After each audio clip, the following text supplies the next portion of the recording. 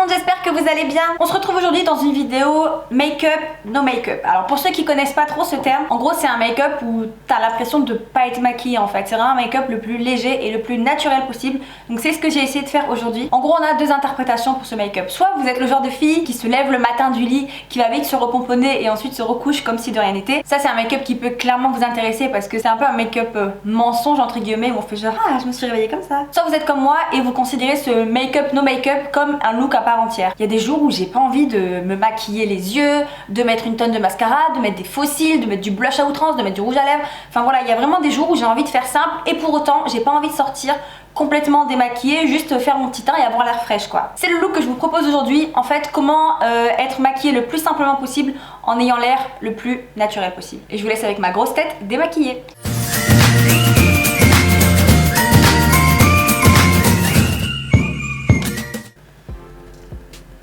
Je sais, c'est chaud.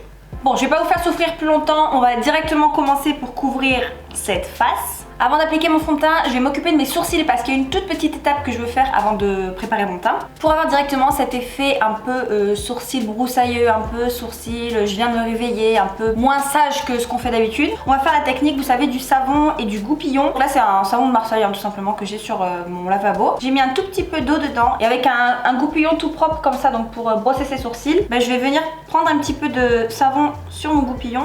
Donc pas trop d'eau, juste du savon, c'est juste vraiment pour que je puisse attraper un petit peu de matière. Voilà, et normalement ça doit donner quelque chose comme ça. Et en fait, avec ce goupillon, je vais venir brosser mes sourcils vers le haut. Ça peut demander plusieurs passages en le temps que la matière se dépose bien sur les sourcils.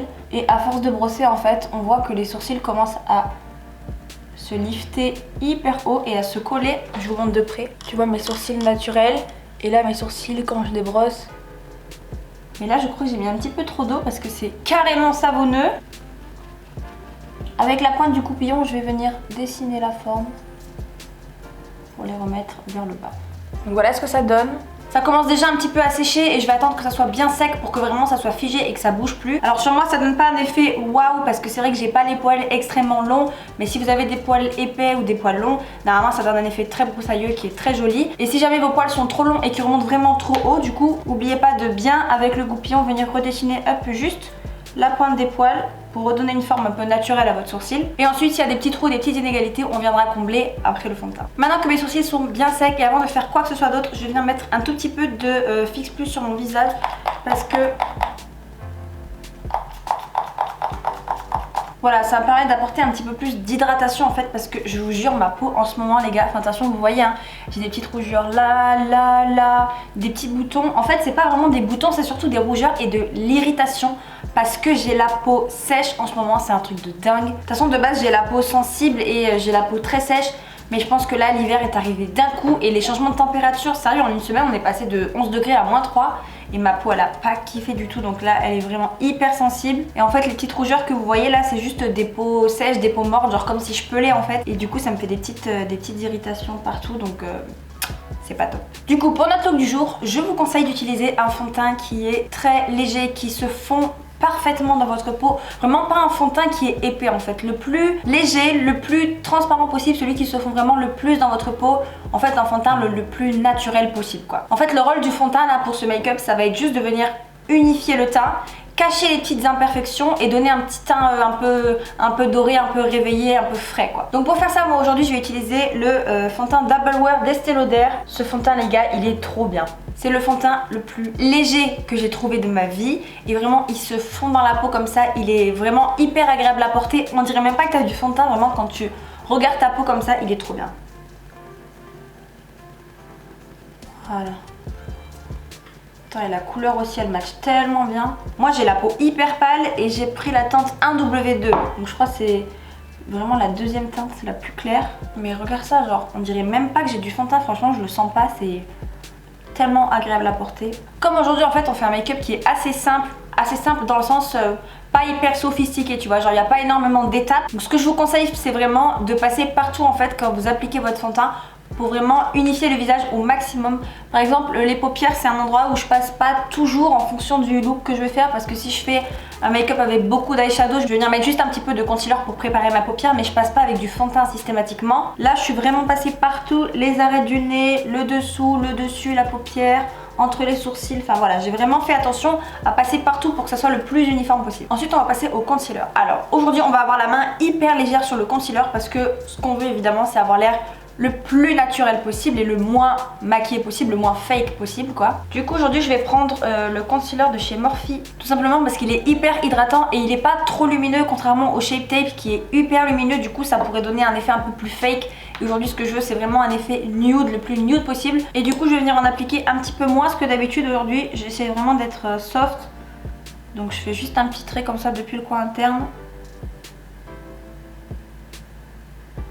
Bon voilà, tu vois, ça vient juste venir vraiment cacher les petites cernes et tout. Ça vient corriger ce qu'il faut corriger, mais ça vient pas non plus illuminer incroyablement le regard. C'est juste ce qu'il faut. Je précise que là on voit encore certaines petites imperfections ici, là, ici, là. J'aurais pu venir les cacher parce que ce concealer est très terne.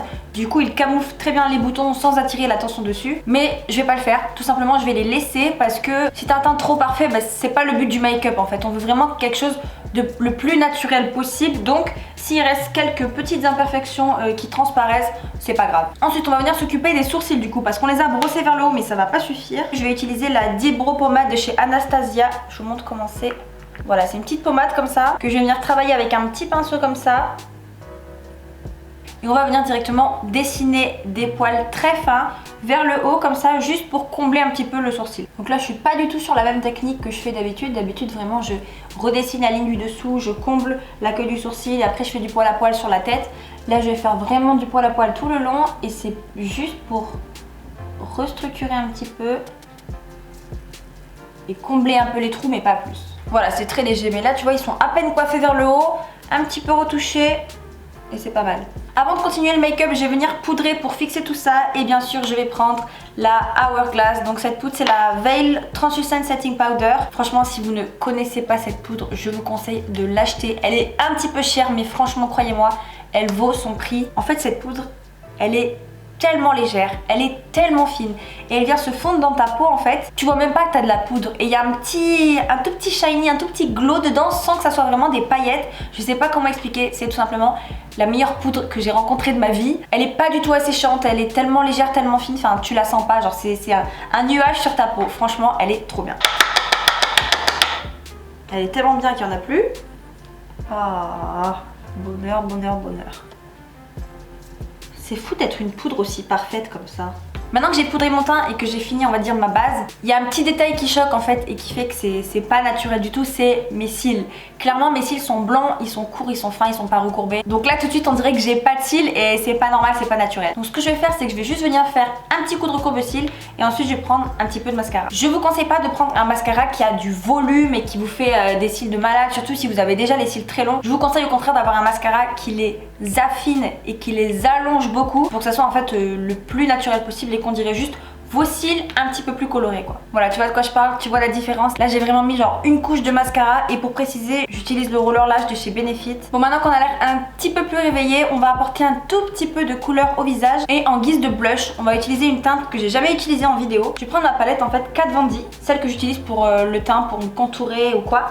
Et je vais venir prendre la couleur juste ici. Alors je sais pas si on voit à la caméra, les couleurs que j'utilise toujours pour venir illuminer mon visage, tout ça, c'est ces deux couleurs ici, un peu plus rosé, un peu plus jaune. Et en fait cette couleur un petit peu plus pêche, elle va venir donner un effet un peu blush mais hyper léger en fait. Et là ça va vraiment dépendre de votre couleur de peau. Moi comme je suis très blanche, bah, les pigments de cette couleur ressortent beaucoup sur moi. Je pense que peut-être pour une métisse aussi ça pourrait aller, ça pourrait faire un petit effet pêche tout ça. Par contre si vous avez la peau noire c'est peut-être une couleur que vous utiliserez plus pour venir illuminer la zone T ou quoi, qu'en effet blush sur vous ça sera peut-être un petit peu trop clair. Donc je vais venir le mettre en guise de blush donc sur mes pommettes. Je vais venir le mettre en guise de blush sur mes pommettes.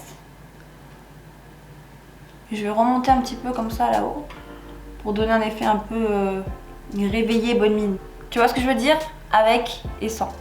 Tout de suite ça, je pense que je vais en mettre un tout petit peu aussi en haut de mon front. Tout petit peu. Voilà. Et là on va faire une petite étape qui est vraiment pas obligatoire mais moi j'aime bien, j'ai trop envie d'essayer. On va venir créer des fausses taches de rousseur. Alors vraiment très légèrement, vous n'êtes pas obligé mais moi je sais qu'en été mes petites taches de rousseur elles ressortent. Et du coup pour avoir vraiment cet effet naturel j'aime bien en faire quelques-unes. Du coup pour ça on va utiliser une technique qui est assez simple. On va venir prendre un bronzer, donc pour pas que ça soit trop foncé pour moi je vais venir prendre la teinte du milieu. Je trempe en fait un pinceau assez fluffy dedans. prends un peu de matière. Je me retrouve avec un pinceau qui est comme ça en gros. Et là je vais venir prendre un petit peu de setting spray. Je vais venir asperger mon pinceau. Donc j'ai mis mon setting spray sur mon pinceau, donc il est humide. Et là je vais tout simplement venir faire, je sais pas comment expliquer, tu sais, enfin faire les poils. Et ça va asperger mon visage quoi. Allez c'est parti. Oh bon là clairement c'était trop trop. Mais c'est joli.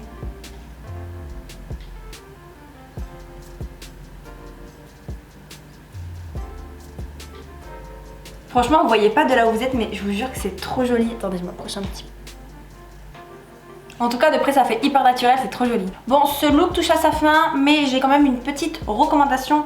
Moi, on va dire que j'ai la chance d'avoir les lèvres qui sont très pigmentées au naturel. Donc moi, je mets juste un petit peu de labello et franchement, voilà, enfin, elles sont pigmentées. J'ai rien besoin de faire j'ai rien besoin de faire, quoi. Mais si vous avez des lèvres qui ont une couleur très terne et qui sont vraiment pas pigmentées du tout, je vous conseille de prendre un rouge à lèvres le plus nude possible. Alors moi, le plus nude possible que j'ai, c'est celui-ci. C'est un rouge à lèvres de chez Kylie, c'est la teinte Beach Bum. Et pour appliquer du rouge à lèvres de la manière la plus naturelle qui soit, en fait, ce que je vous conseille, c'est de mettre du baume à lèvres en fait sur vos lèvres pour qu'elles soient bien hydratées, que ça glisse tout seul. Et ensuite, avec votre rouge à lèvres, vous prenez votre doigt, hop, et vous passez juste légèrement pour venir colorer votre lèvre, mais pas venir les redessiner entièrement en faisant le contour, tout ça. Tu vois là c'est venu colorer légèrement mes lèvres et pourtant c'est pas fake quoi, c'est vraiment très épuré, très simple. Voilà tout le monde, ce look est terminé, j'espère que ça vous a plu. Merci de me suivre et de regarder mes vidéos, je vous aime et je vous dis à bientôt dans une prochaine vidéo. Ciao.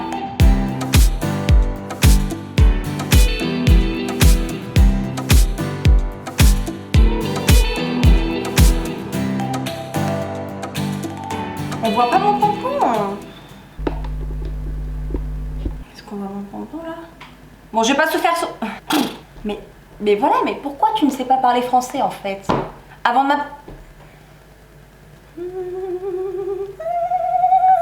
On va faire la technique du savon. On va faire la technique du savon. Putain, j'ai mis de l'eau partout. Ça me court sur le haricot là. Donc je trempe bien dans le savon. Que j'ai juste ici.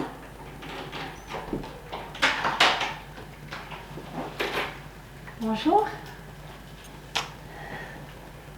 Ok, mais tu peux parler, il n'y a personne qui t'entend. Ah, tu mets pause là? Je mets pause. Ah d'accord, vas-y, mais... C'est bon, mais tu fais quand même du bruit.